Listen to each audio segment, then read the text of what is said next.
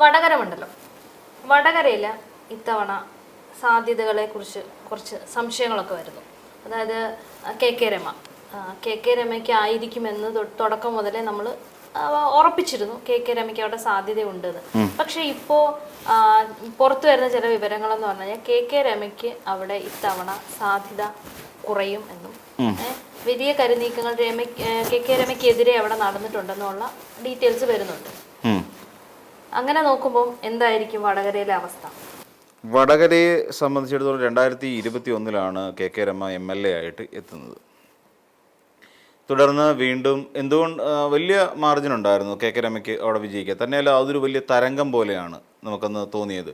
K Rama വരുമ്പോൾ ഏറ്റവും പ്രധാനപ്പെട്ട ഒരു പ്രതിസന്ധി അല്ലെങ്കിൽ ഒരു പ്രശ്നം എന്ന് വെച്ച് കഴിഞ്ഞാൽ പിണറായി വിജയന് എതിരായി എന്നുള്ള ഒരു സംഭവം ഉണ്ടായിരുന്നു. എന്ന് വെച്ചാൽ ചന്ദ്രശേഖരൻ വധക്കേസിൽ പിണറായി വിജയൻ കുറ്റക്കാരനാണ് എന്നുള്ള തരത്തിൽ മാധ്യമ വാർത്തകളടക്കം അല്ലെങ്കിൽ അങ്ങനെ ഒരു മൊത്തത്തിൽ കമ്മ്യൂണിസ്റ്റുകാർക്കിടയിൽ പോലും ആ രീതിയിലുള്ള ഒരു ചിന്താഗതി ഉണ്ടായിരുന്നു. അപ്പം അങ്ങനെ നിൽക്കുന്ന ഒരു മുഖ്യമന്ത്രിക്ക് അല്ലെങ്കിൽ നേതാവിന് എതിരായി കെ രമ മത്സരിക്കുന്നു. പിന്നെ തന്നെയുമല്ല ധർമ്മടത്ത് പിന്നെ നമ്മുടെ എന്താ പറയുക അട്ടപ്പാടിയിലെ ആ പെൺകുട്ടികളുടെ അമ്മ മത്സരിക്കുന്നു എന്ന് തുടങ്ങി ഭയങ്കരമായ രാഷ്ട്രീയ കോലാഹലങ്ങൾ നടന്ന ഒരു സമയമായിരുന്നു 2021 തെരഞ്ഞെടുപ്പ്. ആ സമയത്താണ് കെ രമ വരുന്നത്. അപ്പോൾ സ്വാഭാവികമായിട്ടും കെ രമ നിൽക്കുമ്പോൾ TP ചന്ദ്രശേഖരൻ എന്ന് പറയുന്ന ഒരു വലിയ നേതാവിൻ്റെ, ഒരു കമ്മ്യൂണിസ്റ്റ് നേതാവിൻ്റെ ഭാര്യ ഇവിടെ നിലവിലുള്ള വ്യവസ്ഥിതിക്കെതിരായി മത്സരിക്കുമ്പോൾ ഒരു പറ്റം വരുന്ന സഹതാപ തരംഗം അല്ലെ സഹതാപ വോട്ടുകൾ കെ രമയ്ക്കൊപ്പം നിന്നു എന്നുള്ള കാര്യത്തിൽ സംശയമൊന്നുമില്ല. അതിൽ അങ്ങനെ വന്നു കഴിഞ്ഞപ്പോൾ CPM വോട്ടിനുള്ളിൽ പോലും CPMൻ്റെ ശക്തമായ കോട്ടകളിൽ പോലും വിള്ളൽ വീഴുന്നതിന് കാരണമായി തീരുകയും ഒരു വലിയ വിഭാഗം ഇടത് വോട്ടുകൾ കെ രമയിലേക്ക് കോൺസെൻട്രേറ്റ് ചെയ്യുകയും ചെയ്തു. കെ രമ എന്ന് പറയുന്ന നേതാവ് പിന്നെ UDFൻ്റെ സ്ഥാനാർത്ഥി എന്നുള്ള നിലയിൽ നിൽക്കുമ്പോഴും CPM വോട്ടുകളിൽ കാര്യമായ നേട്ടമുണ്ടാക്കിയെടുക്കാൻ കെ രമയ്ക്ക് കഴിഞ്ഞതുകൊണ്ടാണ് കെ രമ അത്തവണ 2021 തെരഞ്ഞെടുപ്പിൽ വിജയിച്ചത്. എന്നാൽ കെ രമ വികസന കാഴ്ചപ്പാടുകളിൽ പോലും തുടർന്നുണ്ടായ 2021 ശേഷം അവർ പ്രതിനിധാനം ചെയ്ത മണ്ഡലമായ വടകരയിൽ കിഫ്ബിയുടെ വികസന പദ്ധതികൾ നടപ്പിലാക്കുന്നതിനോ അല്ല എന്നുണ്ടെങ്കിൽ സർക്കാരുമായി ചേർന്നുകൊണ്ടുള്ള വികസന പദ്ധതികൾ നടപ്പിലാക്കുന്നതിനോ സാധിച്ചിരുന്നില്ല. അതിന് തൊട്ടു മുമ്പുണ്ടായിരുന്ന നാണു എന്ന് പറയുന്ന പിന്നെ സ്ഥാനാർത്ഥിയുള്ള കാലഘട്ടത്തിലുണ്ടായിരുന്ന അത്രയും മാത്രം നിൽക്കുകയാണ് ഇപ്പോഴും വടകര. ഇപ്പം നമുക്കറിയാവുന്ന പോലെ മത്സ്യത്തൊഴിലാളി മേഖലയിൽ ഹൈമാസ്റ്റ് ലൈറ്റുകൾ ആവശ്യമാണെന്ന് പറഞ്ഞു. അവിടെ ലൈറ്റുകൾ സ്ഥാപിച്ചെങ്കിൽ തന്നെയും അതൊന്നും പ്രായോഗികമായി ഉപയോഗിക്കാൻ കഴിയുന്ന സാഹചര്യം ഇപ്പോൾ നിലവിലില്ല. മത്സ്യത്തൊഴിലാളികൾക്കിടയിൽ ഒരു വലിയ തോതിലുള്ള ഒരു എന്താ പറയുക നാണുവേട്ടം ചെയ്തത്രയൊന്നും ചെയ്യാനുള്ള കഴിവ് കെ രമയ്ക്കില്ല എന്ന് പറയുന്നുണ്ട്. തെരഞ്ഞെടുപ്പ് കാലത്ത് മാത്രമാണ് കെ രമയെ കാണാറുള്ളത് എന്ന് പറയുന്നുണ്ട്. അപ്പോൾ അതല്ലാതെ കെ രമയെ എന്ന് പറയുന്ന ഒരു MLAയെ സംബന്ധിച്ചിടത്തോളം ആ മണ്ഡലത്തിൽ വികസന പദ്ധതികളൊന്നും തന്നെ എത്തിക്കാൻ സാധിച്ചിരുന്നില്ല എന്നുള്ളതും വലിയ പ്രതിസന്ധി തന്നെ സൃഷ്ടിക്കുന്ന ഒരു കാര്യമാണ്, പ്രത്യേകിച്ച് മത്സ്യത്തൊഴിലാളി മേഖലകളിൽ. പിന്നെ അതോടൊപ്പം തന്നെ നമ്മൾ പരിശോധിച്ച് കഴിഞ്ഞാൽ ആ ഒരു തോന്നൽ കെ രമയ്ക്ക് ഇത്തവണ കൈപൊള്ളും എന്നുള്ള വിവരം കെ രമയ്ക്ക് തന്നെ മനസ്സിലായിരുന്നു.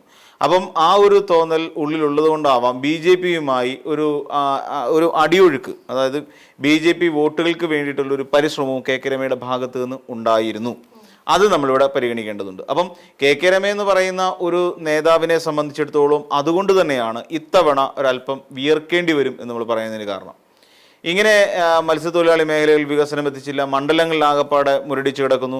അപ്പോൾ എന്തായിരുന്നാലും കെ രമ ഇത്തവണ പരാജയപ്പെടും. ആ കാര്യത്തിൽ ഉറപ്പിച്ചുകൊണ്ട് തന്നെയാണ്. പിന്നെ തന്നെയുമല്ല എന്തുകൊണ്ട് കെ രമ പരാജയപ്പെടും എന്നുള്ളതിനെക്കുറിച്ച് UDFലും അക്കാര്യത്തിൽ ഒരു ഉറപ്പുണ്ട്. എന്തുകൊണ്ടാണെന്ന് വെച്ച് കഴിഞ്ഞാൽ കെ രമയിൽ നിന്നും അല്ലെങ്കിൽ RMB എന്ന് പറയുന്ന ഇതിൽ നിന്നും വടകര പോലെ ഒരു മണ്ഡലം ഇത്തവണ തിരിച്ച് കോൺഗ്രസ് തന്നെ ഏറ്റെടുക്കണമെന്ന് പറയുന്ന രീതിയിൽ ടോക്ക് വന്നു. അങ്ങനെ വരാനുള്ള പ്രധാനപ്പെട്ട കാരണം ഷാഫി പറമ്പിൽ വടകരയിൽ നിന്നുകൊണ്ട് ലോക്സഭാ മണ്ഡലത്തിൽ നിന്നുകൊണ്ട് വിജയിച്ച്, അതും ഷൈല ടീച്ചറിനെ പോലെ വളരെ പോപ്പുലറായ ഒരു നേതാവിനെ പരാജയപ്പെടുത്തിയിട്ടാണ് ഷാഫി പറമ്പിൽ ലോക്സഭയിലേക്ക് പോകുന്നത്. അപ്പോൾ അതോടുകൂടി കോൺഗ്രസ്സുകാർക്ക് ഷാഫിയുടെ പിന്നെ പിണിയാളുകൾക്കും അതോടൊപ്പം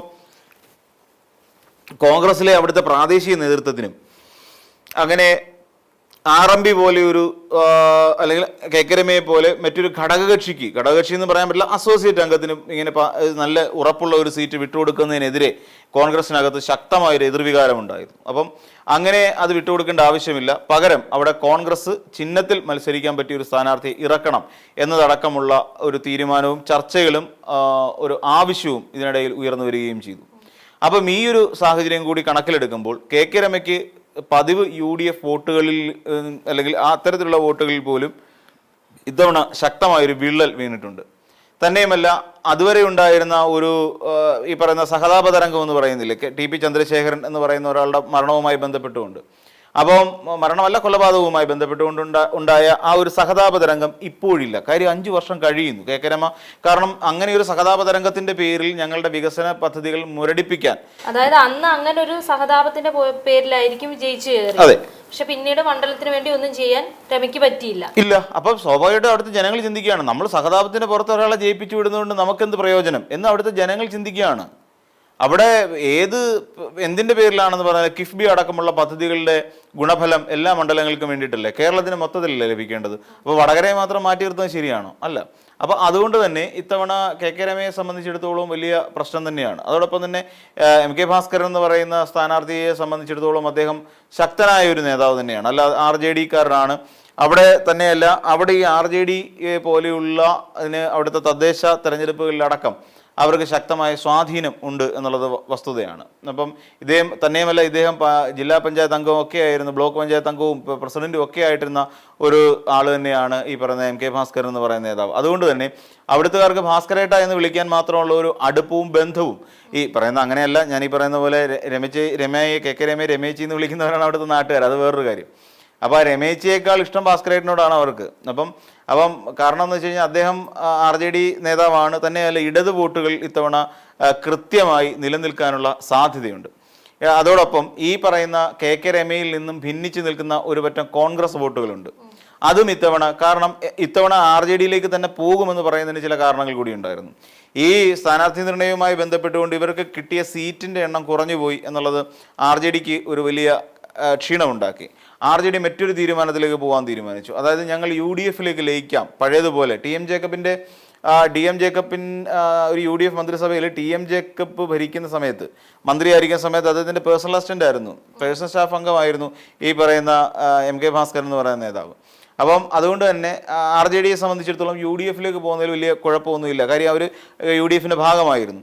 അപ്പോൾ അങ്ങനെ ഒരു ചർച്ച കൂടി നടന്ന സാഹചര്യത്തിൽ കോൺഗ്രസ്സുകാർക്ക് എന്തുകൊണ്ടും ഒരു കെ രമയെക്കാട്ടിൽ കുറെ കൂടെ താല്പര്യമുള്ള ഒരു നേതാവ് ഈ പറയുന്ന MK ഭാസ്കരൻ തന്നെയാണ്. അപ്പോൾ അതുകൊണ്ട് തന്നെ MK ഭാസ്കറിലേക്ക് കൂടി കോൺഗ്രസ് വോട്ടുകൾ കോൺസെൻട്രേറ്റ് ചെയ്യാനുള്ള സാധ്യത നമ്മളവിടെ കാണേണ്ടതായിട്ടുണ്ട്.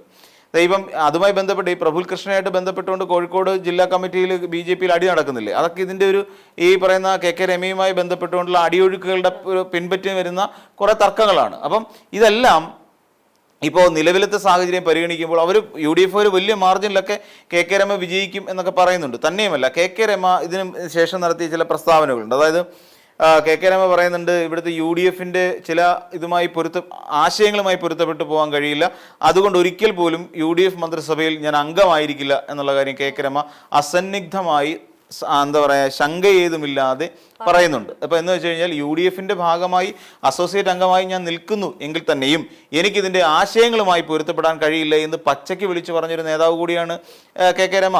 കാരണം എന്ന് വെച്ച് കഴിഞ്ഞാൽ അവർക്ക് പറ്റില്ല, UDFിൻ്റെ ആശയങ്ങളുമായിട്ട് അവർക്ക് മുന്നോട്ട് പോകാൻ പറ്റില്ല. കാര്യം അവർ വിപ്ലവ പാർട്ടിയുടെ ആളാണ്. RMP എന്ന് പറഞ്ഞാൽ ഒരു റെവല്യൂഷണറി മാർക്സിസ്റ്റ് പാർട്ടിയാണ്, അവർ വിപ്ലവ പാർട്ടിയാണ്. തന്നെയല്ല, ഇവർ SFIയുടെയൊക്കെ നേതാവായിരുന്നേ, ഈ പറയുന്ന തീപ്പൊരി നേതാവ് തന്നെയായിരുന്നു ഈ കെ രമ. കെ രമ അത് TP ചന്ദ്രശേഖരനെ നമുക്കെല്ലാവർക്കും അറിയാമല്ലോ. അപ്പോൾ TP ചന്ദ്രശേഖരൻ്റെ രാഷ്ട്രീയം എന്താണെന്നും അദ്ദേഹത്തിൻ്റെ ഭാര്യയുടെ പൊളിറ്റിക്സ് എന്താണെന്നും ഒക്കെ കേരളത്തിലെ ജനങ്ങൾക്ക് ഓൾമോസ്റ്റ് എല്ലാവർക്കും അറിയാം. അപ്പോൾ അതുകൊണ്ട് കോൺഗ്രസുമായോ UDFുമായോ കൈകോർത്ത് പോകാൻ കഴിയില്ല എന്നുള്ളതാണ്. പിന്നെ തന്നെയുമല്ല, എന്തിനാണ് കെ രമയെ പോലെ ഒരു ഇടത് ചിന്തയുള്ള ഒരു തീവ്ര ആശയമുള്ള ഒരു രാഷ്ട്രീയ പാർട്ടിയിലെ വക്താവ് BJPയുമായി ഇങ്ങനെ ഒരു വോട്ട് ഡീൽ ഉണ്ടാക്കിയത് എന്തിനാണ് എന്നുള്ള കാര്യവും അവിടെ ചർച്ച ചെയ്യപ്പെടുന്നുണ്ട്. കാരണം ഈ പറയുന്ന ഒരിക്കൽ പോലും ഇടതു നേതാക്കന്മാരോ കോൺഗ്രസോ UDFോ ഒരിക്കൽ പോലും പൊരുത്തപ്പെട്ടു പോകാത്ത ആശയമാണ് പലപ്പോഴും ഈ BJPയുടെ അല്ലെങ്കിൽ സംഘപരിവാർ ആശയം. അപ്പോൾ ആ സംഘപരിവാർ ആശയങ്ങളോട് സന്ധി ചെയ്യാൻ കെ രമ തയ്യാറായതും ഈ പറയുന്ന UDFിനുള്ളിലും അതോടൊപ്പം തന്നെ അവർക്ക് ലഭിക്കേണ്ടിയിരുന്ന ചില വോട്ട് ബാങ്കുകളിലും വിള്ളലുണ്ടാക്കി എന്നുള്ള കാര്യം യാഥാർത്ഥ്യമാണ്. അപ്പോൾ അതുകൊണ്ട് തന്നെ ഇത്തവണ കെ രമ അത്ര പൂർണ്ണമായ ആത്മവിശ്വാസത്തോടു കൂടി നിൽക്കേണ്ട കാര്യമില്ല എന്നുള്ളത് തന്നെയാണ് മനസ്സിലാക്കാൻ സാധിക്കുന്നത്. കാരണം MK ഭാസ്കരൻ എന്ന് പറയുന്ന ഒരു നേതാവ് ശക്തമായി തിരിച്ചു വരികയും ഈ വടകര മണ്ഡലം, ഒഞ്ചിയം ഉൾപ്പെടെയുള്ള ഈ വടകര മണ്ഡലം ഈ പറയുന്ന RJDയുടെ കയ്യിലേക്ക് പോകുന്നതിനുമുള്ള ഒരു സാധ്യതയാണ് ശരിക്കും വടകര മണ്ഡലത്തിൽ കാണുന്നത്.